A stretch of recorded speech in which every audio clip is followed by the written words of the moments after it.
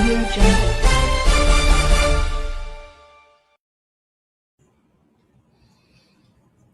नमस्कार दोस्तों, मैं हूं दिनेश किवरा। बहुत बहुत स्वागत है आपका इस कार्यक्रम के अंदर।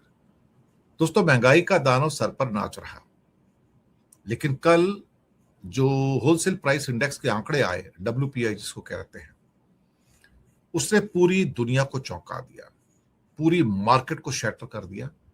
उन्हें अपनी आंखों पर यकीन नहीं आया कि होलसेल महंगाई 8.3% पे आ गई, जबकि 3.5% पे अभी कंज्यूमर प्राइस इंडेक्स है, CPI, जिसे रिटेल महंगाई कहते हैं। मुझे लगता है इसके बारे में बात करनी बहुत जरूरी है, क्योंकि WPI बेसिकली वो आधार है, वो नींव है जो 2 महीने के अंदर अंदर रिटेल प्राइस के अंदर या फिर कंज्यूमर प्राइस इंडेक्स में कन्वर्ट हो जाता है। जी हां, कन्वर्ट हो जाता है। ये डर अब सताना शुरू हो गया सरकार को भी और सारी इंडस्ट्री को कि क्या आने वाले 2 से 3 महीने के अंदर भारत के अंदर महंगाई, जो रिटेल महंगाई है, 8% क्रॉस कर जाएगी, 8 और 10% पे आ जाएगी। ये तो किसी ने सोचा भी नहीं था। इंडस्ट्री के बड़े बड़े एक्सपर्ट्स और बड़े बड़े बैंकर्स जो हैं वो सोच रहे थे कि होलसेल महंगाई जो पिछले महीने 3.8 के आसपास थी, बढ़कर शायद 4.5 या 5% के आसपास रहेगी। लेकिन किसी ने सपने में नहीं सोचा था कि अप्रैल के अंदर बढ़ के 8.3% पे आ जाएगी। हुआ क्या अल्टीमेटली? इतनी बड़ी डोज आई कहां से? Petrol, diesel, gas, LPG, PNG, इसने तो बहुत बड़ा इजाफा किया इसके अंदर। इसके अलावा जो मेटल्स, केमिकल्स, डाइज, API, दवाइयां, ये सारी की सारी, लॉजिस्टिक कॉस्ट सबसे ज्यादा। फ्यूल एंड पावर श्रेणी में ये जो 1 महीने की दवाई, ये पूरी अपना इंडेक्स था, ये महंगाई थी, ये करीब करीब 25% की महंगाई आती है। 25% की। मार्च की 1.05 से बढ़ के 24.71। आप सोचिए कि ये तो वर्टिकल जंप है एकदम से। और सिर्फ पेट्रोलियम, क्रूड पेट्रोलियम की जो महंगाई थी और गैस की जो महंगाई थी, वो 67% पे आई। कच्चे तेल की महंगाई 88% पे आई। आप सोचिए, इसका मतलब है कि जो पेट्रोल की महंगाई दर भी जो थी 32.4% और हाई स्पीड डीजल 25.19% रही। इसने पूरा का पूरा एक वर्टिकल दबाव बनाया कि एनर्जी के क्षेत्र का दबाव पहले कभी देखा नहीं गया था। मैन्युफैक्चरिंग के अंदर जो हमारी महंगाई थी वो करीब करीब 4.5% पे थी। 4.5% की महंगाई अब मैन्युफैक्चरिंग में से है। यहां पर टोटल इंडिया में 22 मैन्युफैक्चरिंग के ग्रुप्स हैं, जो चीजें बनाई जाती है, 22 मैन्युफैक्चरिंग ग्रुप्स हैं।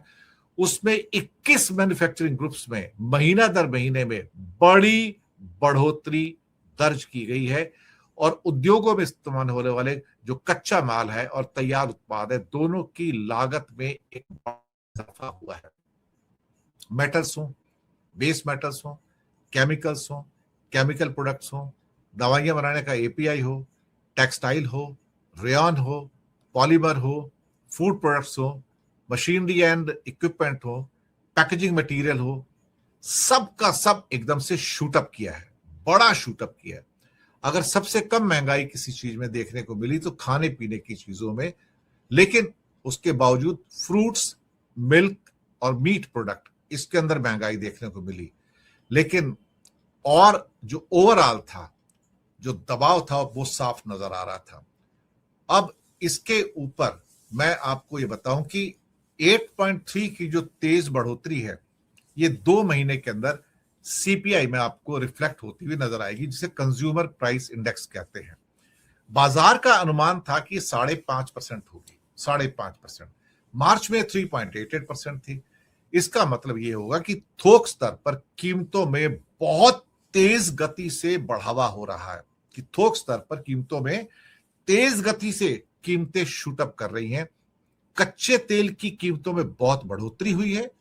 लॉजिस्टिक, ईंधन, बिजली की लागत में बड़ा इजाफा, और कच्चा माल जो आयातित माल है वो बहुत महंगा, रुपए की भी कमजोरी उसमें है कि रुपया पिछले साल के मुकाबले अब तक करीब 15% टूट चुका है। तो अंतरराष्ट्रीय तनाव और कीमतों पे पड़ा हुआ सारा असर, इसने एक तरह से कहा जाए तो सर पर पूरा का पूरा जैसे लगता है ना कि राक्षस महंगाई का नाच रहा है। 8.3 इसको करीब करीब थोक महंगाई को रिटेल में कन्वर्ट होते होते 2 महीने लगते हैं। तो आपको करीब जून एंड और जुलाई के अंदर इसका एक बड़ा असर रिटेल महंगाई यानी कि कंज्यूमर प्राइस इंडेक्स में होता हुआ नजर आएगा। और अगर ये WPI बड़ा बना रहता है, इसका एक असर और भी आने जा रहा है। WPI बेसिकली देखा जाए तो मोटा मोटा डिफ्लेटर का काम करता है। डिफ्लेटर किसे कहते हैं? जैसे कि आपकी टोटल जीडीपी ग्रोथ आई समझो 9%। अब 9% में जो WPI है मोटा मोटा थोड़ा हिस्सा उसमें CPI का भी होता है, तो समझो वो 1% या 2% है, जैसे पिछले कई तिमाहियों से चला आ रहा है। तो टोटल हमारी ग्रोथ कितनी 9%। अगर उसमें 2% का डिफ्लेटर है यानी कि होलसेल प्राइस 2% के आसपास ही है, तो 2% कट कर दिया जाएगा डिफ्लेटर के तौर पे और हमारी जीडीपी ग्रोथ 7% आ जाएगी। लेकिन ये अप्रैल मई जून 3 महीने में अगर ये होलसेल प्राइस इंडेक्स ये 7-8% तक बना रहता है, तो यकीन मानिए अगर आपकी टोटल ग्रोथ 10% भी होती है तो रियल जीडीपी ग्रोथ पहली तिमाही की गिर कर 2% पे आ जाएगी, या ये भी पॉसिबल है कि ये माइनस में चली जाए। अगर 7% की नॉमिनल ग्रोथ आती है, 8% की नॉमिनल ग्रोथ होती है और होलसेल प्राइस इंडेक्स भी 8% से ऊपर बना रहता है, तो आपकी जीडीपी ग्रोथ 1-2-3% के आसपास टिकेगी या माइनस में चली जाएगी। आप सोचिए, ये मंदी हमारे घर के सामने खड़ी है। बहुत बहुत शुक्रिया आपका। उम्मीद है आपको प्रोग्राम पसंद आया। चैनल को जरूर सब्सक्राइब कीजिएगा। Thank you very much.